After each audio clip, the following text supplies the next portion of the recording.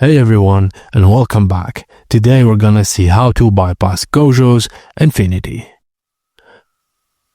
The Inverted Spear of Heaven is a powerful curse tool capable of nullifying even the most formidable curse techniques, including Limitless. This tool played a pivotal role in the battle between Toji Fushiguro and Gojo Satoru.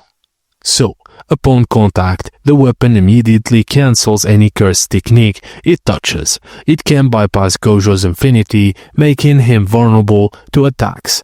And unlike regular curse tools, the spear is imbued with foreign curse energy, giving it unique properties.